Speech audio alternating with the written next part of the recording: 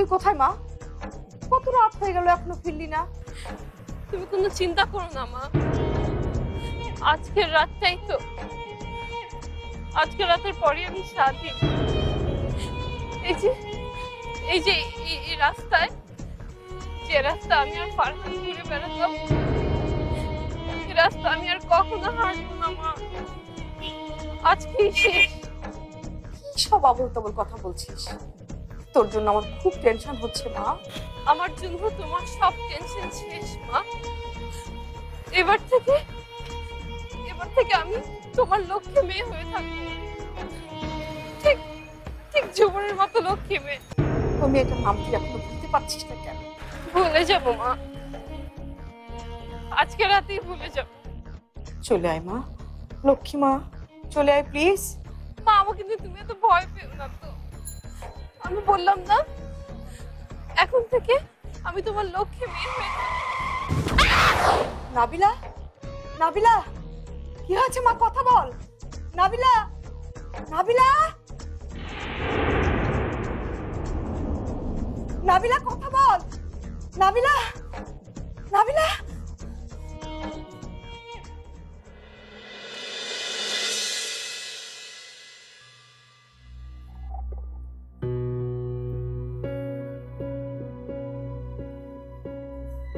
Tahura,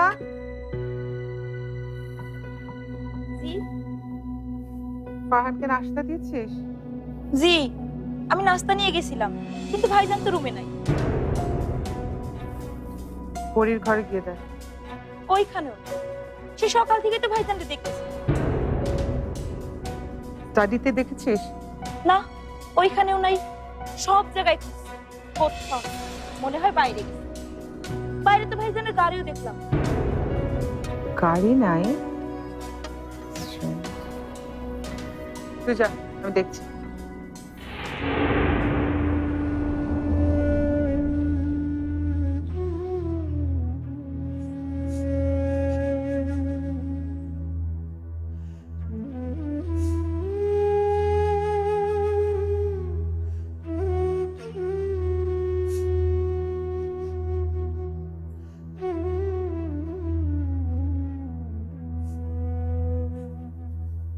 doctor, আমার মেয়ে বাঁচবে তো?